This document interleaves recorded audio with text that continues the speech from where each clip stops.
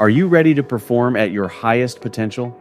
Welcome to the Performance Matters podcast from GP Strategies, your talent transformation partner.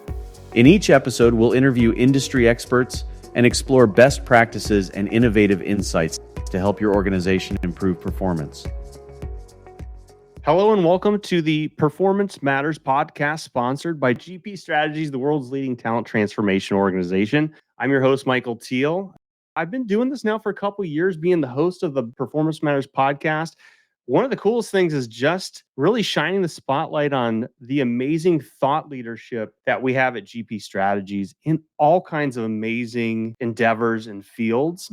Today, we're talking about something I think that most of us are going to be very interested in, and that is building high performance project teams using a six thinking hats approach. This really caught my interest when I saw this come up on the calendar because I thought, I'm thinking like 25 years I've been in learning development, and I am always in a project team that seems to shapeshift. There's always something different, new people coming in. And I said, okay, I can't wait to learn more about this. So we brought in some of our amazing change management practitioners to talk about this. So I'm so pleased to have here in the virtual studio Julyan Lee, change management practice lead. Julyan, how are you, sir? I am well, Michael, and I am very, very excited about this episode. I'm looking forward to diving right in. Oh, I love it. And you have a partner in crime here today. I believe at least 3 or 4 time friend of the show, Ellen Kumar, solution architect for user adoption. Ellen, how are you today? Welcome. I am also doing great. Julian and I love banter without a lot of formality, and I'm here for the show. Let's do this. I can't wait to learn about the six thinking hat approach. So I'm honored to have you both in here. So let's just start this thing off. I think all of us can agree that building high performance project teams, that sounds like something everyone, whether you're Democrat or Republican, we all can agree that's an important thing here. So let's level set what this is here, Julian. So can you just break this down to me? Because I'm dying to know. What is the six thinking hats approach? I want to echo, first of all, what you said about project team effectiveness. And no matter what type projects you've been on, there's some phases or some pockets or some elements that just don't go well. So we are introducing something that we think will get people excited about. One, escalating the abilities for people to work together in a cohesive fashion. And then secondly, allowing people to think and behave differently to deliver a solution that's going to revolutionize the company. A new project is going to bring so much to the table. Yet, a lot of times, the people that's working on these project teams have no formal training on how to be a project team. The Six Thinking Hat was created by Edward de Bono, and I've been certified since 1992. So that's a long time ago. There's a lot of value in this process or system or technique, if you want to call it that, that allows you to be able to put on and take off a hat to reference a different mode of thinking that needs to occur. So if we're on a project team and we're gathering requirements and we can't get on the same page, I should be able to step away from my biases and say, okay, let me look at it from your perspective. And vice versa. You look at it from our perspective. So that's what the six hats does. Each one of the hats represents a different mode of thinking, which allows you to do creativity, creative thinking, risk analysis, benefit analysis, looking for facts, data, and information, decision making under the blue hat, and then finally, under the red hat, how do you feel about this? Each hat represents that different mode of thinking, which allows you to put on and take off a hat to be more effective in your thinking. And it allows for emotions to be a part of the process. In a lot of cases, that may not even be suggested or warranted, but sometimes emotions will get in the way of people being able to function on teams. Ellen, I'll just say this. Have you seen this in motion before, the six thinking hats approach? I have not been a participant in a workshop, but I'm dying to be because I've touted the benefits of it. I've helped Julian prepare and then I've debriefed with them afterwards, but I've never been a fly on the wall in a room or even a formal participant. To me, it's like the ultimate useful role play. It's role play, but it's real. It's not hypothetical in any sense. And it's very practical and it's very engaging. I almost think there's probably no one that couldn't benefit from it. From a project team perspective, again, and you may hear me say it again, we bring these people together and we're spending lots of money to have this team function as a team. And they're expected to deliver something that you're spending a lot of money on to deliver on time, on budget, high quality, and no one cares or thinks about how does this team function as a team and what should be most important to this group. One, you should be able to see things from all perspectives. You can't go in biased, but so many project teams are limited in their ability to see things from different perspectives other than what they bring to the table. And that's why the six thinking has is such a powerful, I like to use the word powerful. It's a very powerful tool in helping people to see things differently, think differently, behave differently, and look at other people's perspectives. So let's break this down. I want to get into the six thinking hats again, if you're good diving into those a little bit. But if I'm understanding you correctly, I'm hearing what you're advocating for is more you've got a big project. Obviously, somebody has greenlighted a significant investment in something to achieve something. We keep this as most generic as possible. Is the advocation that you would get a high stakes team together and run them through this process before they even dive into getting into the weeds? Is that kind of what I'm hearing? By definition, the most practical and beneficial way of doing this would be just as you described. Partly because everyone is coming to this table is coming to the table from different perspectives, right? Train everyone on how to use the technique and then hold everyone accountable to use the technique throughout the project lifecycle.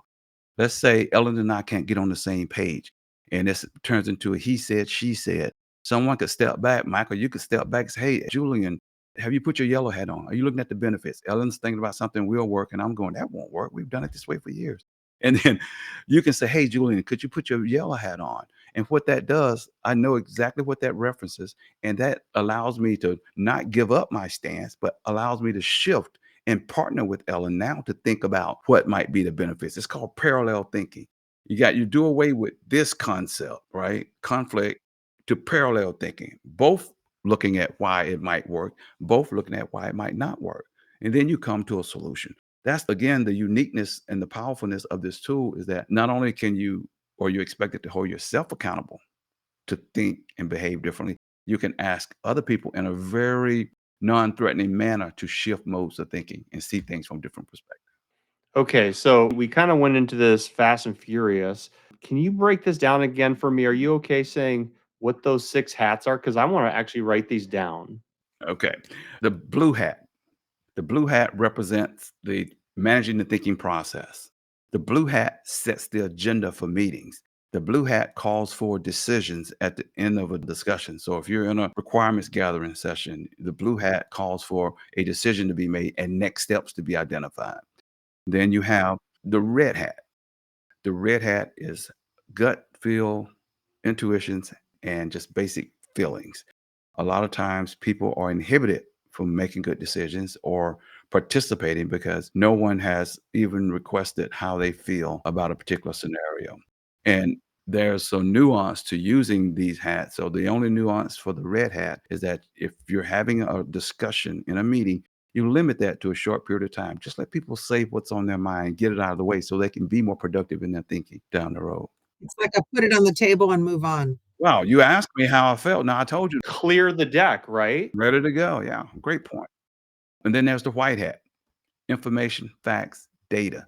When I'm asking people to wear a white hat, that's all I'm looking for. And that's the other nuance about the hats. The facilitator, the blue hat wearer, has to manage the thoughts and the thinking and the dialogue. So if I'm doing white hat thinking and someone chimes in with something that's not relevant to white hat, I'll say, hey, that's a great black hat thought, but we're doing white hat thinking.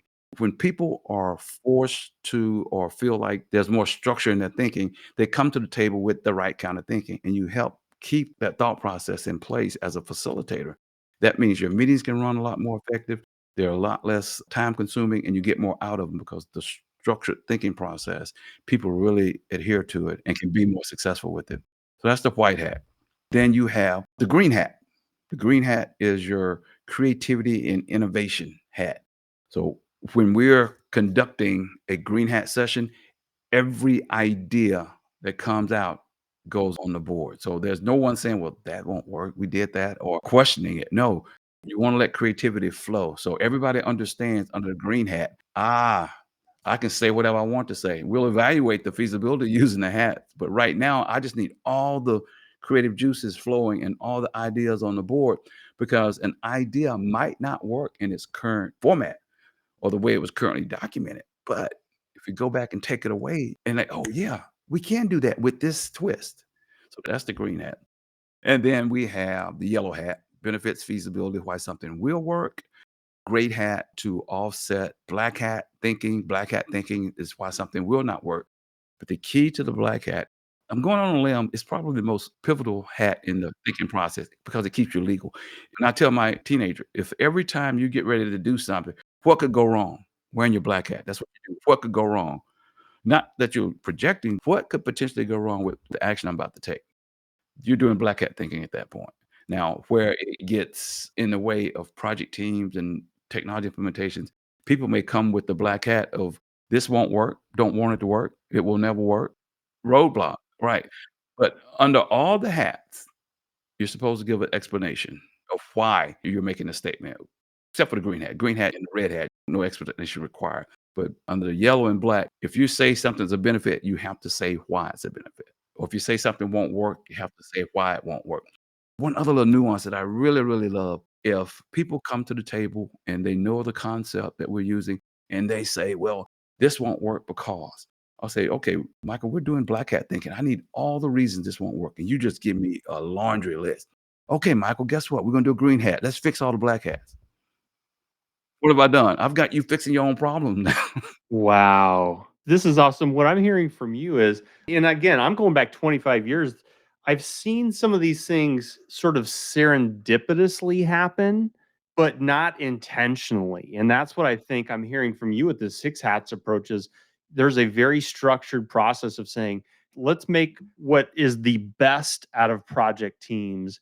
Let's actually intentionally make that happen. And obviously, you need a facilitator, somebody that understands this dynamic and knows when to switch that up. And that's someone like you. Fair to say, Julian? Yes, absolutely. Well, I want to brag on you here because I'm getting excited hearing this because there's so many times I'm like, oh my God. For example, being more of a creative type person, I tend to lean, I think, a little more on my gut and with the creativity and being too positive. And I think I would need someone like you to go, okay, that's really exciting. You're kind of down the trail here. Let's pull it back and put on a black hat. I think there's a real measured approach there that's fantastic. It is. And then there's a time and place for all kinds of thinking. And that's the point as well. That's great. So we've hinted on this idea that the six thinking hats approach really helps you get to what a project team should look and feel like from an effectiveness standpoint. Let's just do a little compare contrast on what effective teams look like versus ineffective teams. So I'd love for you both to kind of share your insights and perspectives on that. I know that we've all observed teams that have, I'll call it analysis paralysis. That appears to me to be a extremely black-hatted approach where they can't switch away. They're caught up in the risks and the facts, so a little black, a little white. I also know that we often have project teams where the members are all coming from different places. They have functional knowledge, but they aren't emotionally mature, or some are very emotional and they lack the functional expertise. It's like they're all operating on different levels, and no one is able to look across the table and say, let's work on that together. They're just throwing out the gauntlet of why it won't work. I'm giving all the ineffective issues because I think we've observed these and we've been on teams where these things have happened. So that's the con or the let's fix it side that I think this intervention could really work well for. Ellen just described what an ineffective team looks like. And it is so real and it is so prevalent. Again, I'm baffled by the fact that with all the monies being spent and things being taken into consideration, what you're trying to accomplish from a business strategy perspective, that some of these behaviors and tactics are accepted or are not addressed with some form of, okay, let's put a measure in place to make sure these don't hamper our ability to deliver the solution. And that's what the opposite side of the ineffectiveness is you start to promote collaboration, your productivity is higher, support and motivation for each other. Accountability. If I put together an agenda that has all six hats, or whichever hats that we're going to talk about, you're accountable to come to that meeting and speak to those things that are identified in that agenda. A lot of times people just go off on tangents, but some accountability to be a better team member, to think and behave more effectively in your teams, to see others' perspectives and sides of the coin in order to make things happen and build a solution. That's the primary focus of an effective team. The word silos also comes to mind. When people are working, they're operating in their own silos and they can't, or they're afraid, or they don't want to break down those barriers and change their approach to be more effective as a team member. I've observed that. Well, you both have really discussed the challenges of an ineffective team. What I'm seeing there is it's almost like you've got these free radical ions. There's a lot of energy, there's a lot of potential, but getting them to line up and work together, whether it's a subject matter expert or it's a presenter or a writer or whoever it is like getting everyone aligned and getting all those. And I don't have a chemistry degree, so but I'm just imagining these electrons floating around, and I can see these six hats starting to almost like a magnet pull them into alignment here. So my question to you, Julian, is who's been the typical target audience for this type of approach from your experience over the past 30 years? Well, I've had departmental teams, sort of intact operational teams. And the latest nuance would be a project team where different people coming from different areas of the business and they need to act like a functioning team. And then I've had a group of leaders from all different parts of an organization to go through this training. So it has application across all types of areas where being more effective in your decision making, being more effective as a team, and being able to collaborate and truly see other people's perspectives and what they're bringing to the table can help with the understanding of how decisions need to be made, when they need to be made, and how we can collaborate to make those happen. So any team could fall into this category. Again, I repeat, one is an intact departmental team, operational team. The second one would be my latest one was a group of people that were all in the same role from different locations to learn the technique. And then there's your intact project teams that need this. And that's where we're pushing this because we're enterprise technology adoption space. We see, live, and breathe enterprise technology adoption. We see, live, and breathe why enterprise technology adoption sometimes doesn't happen as a result of the dynamics of teams coming together that don't know how to function as teams. Yeah, this seems like an amazing service offering. I'm clearly excited about. There's no fake in my excitement here. So, one of the things that's really great with GP is there's usually some formalized methodology or approach to doing things. So, since you've been doing this for decades now, Julian, what's the process that GP takes when it comes to rolling out something like the six thinking hats with a team? Well, Ellen and I can speak to that because we have a client that we've mentioned it to, and I'll say unfortunately, but the scenario is that they are experiencing a large majority of the things that an ineffective team. I have too. Everything you're saying, I'm like, I've seen that before. Right. I've seen that movie. It's not uncommon. Yeah. So the way that we're promoting it now is to identify project risks. These are the things that put this implementation at risk and could cause it not to be successful. One is your leadership alignment. That's basic change management. Those are things that, from a change management perspective, you see and you address throughout your implementation.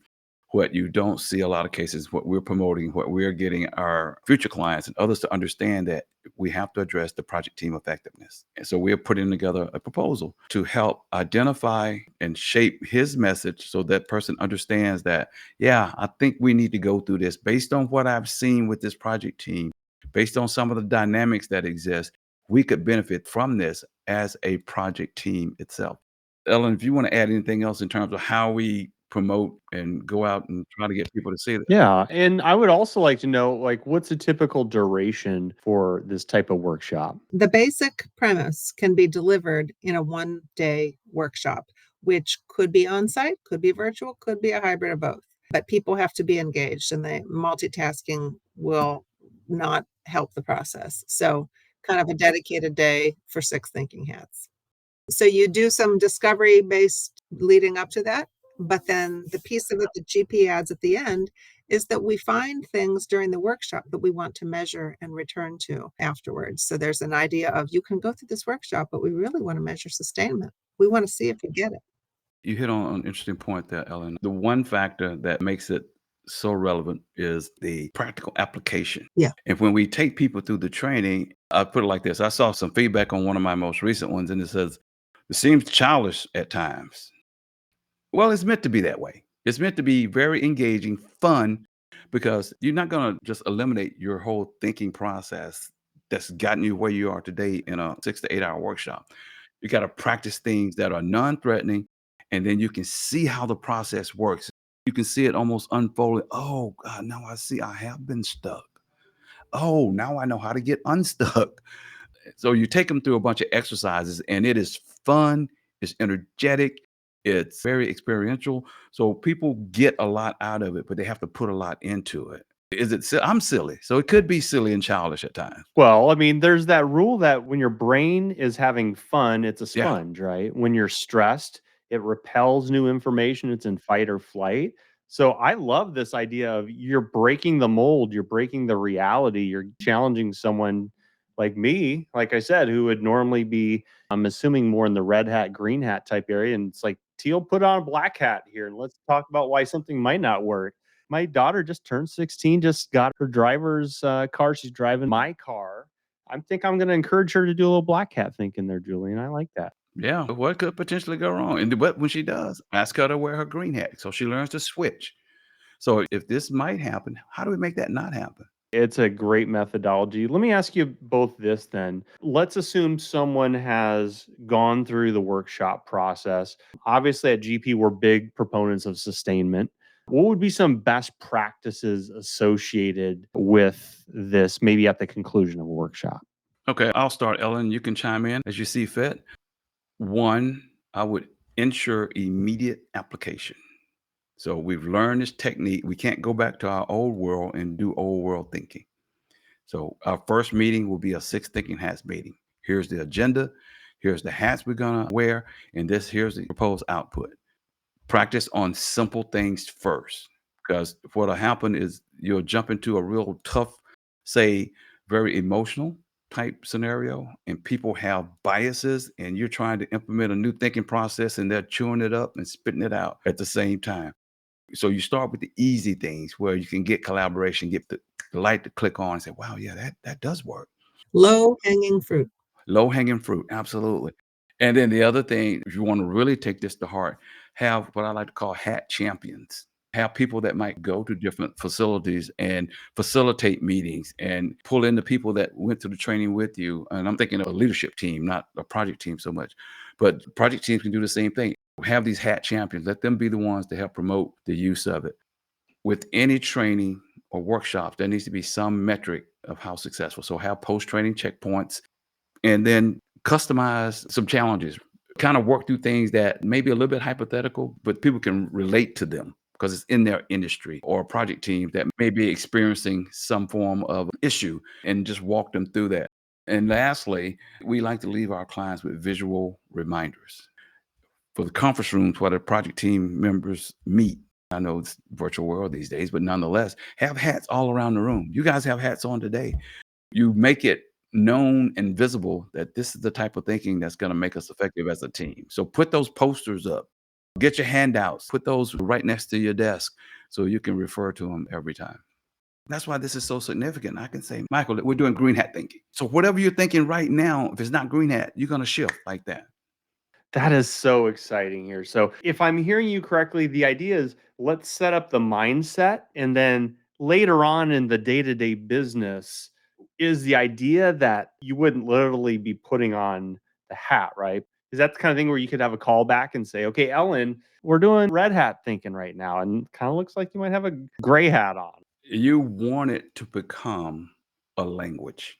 You want it to become a part of your day-to-day thinking. So organically, you'll start to listen with different filters. The luxury is that if I said, well, Michael, that's the dumbest thing I ever heard in my life. I've created this. Yes. If I say, Michael, that's a great thought, but have you looked at it from this perspective? Now I'm doing this parallel thinking. I've done away with the conflict. This is so good, this idea of perpendicular versus parallel. Oh my gosh, that's so good, Julian. Think about project teams going through that. We got to deliver this major solution, and we can't get on the same page on whether it's a requirement or whether it's a nice to have. Okay, so I'm assuming if you two have been around project teams like I have, there's a lot of great energy on something like this. I could see a team that has gone through a six hats thinking approach and they're fired up about it, and then slowly they start to backslide with day-to-day realities and things like that. So what would you do to help get a team back on track? What would be some suggestions? Well, the first thing I would have to do is have some mechanism to know that that's happening. So if I'm in the room and I can see it happening, I can speak to it. And then there's the accountability piece that I would throw into the equation. But evidently, somebody paid money for us to train their project team to use a new technique that's going to make them more effective. Whoever that sponsor is needs to know that things are not going in the direction that it could be going should people start to use the hats. And I would then suggest that set up someone as a six hats person like myself. Let me come in and do a follow up and let me facilitate some of your meetings as opposed to having some parties that may have biases do that. So let's come in and let me maybe just analyze what's going on. You've walked away from the six thinking hats train. Let's say a project team takes it and we're not on the ground with them. And you and Ellen come in and do an observation. And then you could see whether the technique is taking or if they're using different hats. This process is only as good as the facilitation. I can see that. Very facilitator dependent. Absolutely. And it's not meant to be limiting, it's meant to be focused. And if I know that I have a short period of time to do a focused amount of thinking, I'm going to give it my best thinking, period. And that's how this concept becomes more effective and very beneficial to project teams when they really get it and practice it. It's practice, like everything else, it's practice. Absolutely. I can see that. So you two have been very generous with your time. I know that we fit this conversation in amidst a lot of different meetings here. Ellen, I'm just going to ask you this. If we have listeners that are like me, writing things down furiously and saying, I want to know more about this, what would be the logical step for them in terms of contacting us at GP? Absolutely. Get in touch with me. You can reach me at ekumar@gpstrategies.com. And let's talk about the situation and how we could help get this thinking process in play for your team. Yeah, this is very good. It's hard to say, but it's very exciting. The six thinking hats approach to building effective project teams. This is awesome. I thank you both for coming back on here. Please promise to come back on another visit. Absolutely. Absolutely. Thank you, Michael. The Performance Matters podcast is brought to you by GP Strategies. Together, we can create a world where business excellence makes possibilities achievable. You can subscribe to the show anywhere you get podcasts or listen on our website at gpstrategies.com.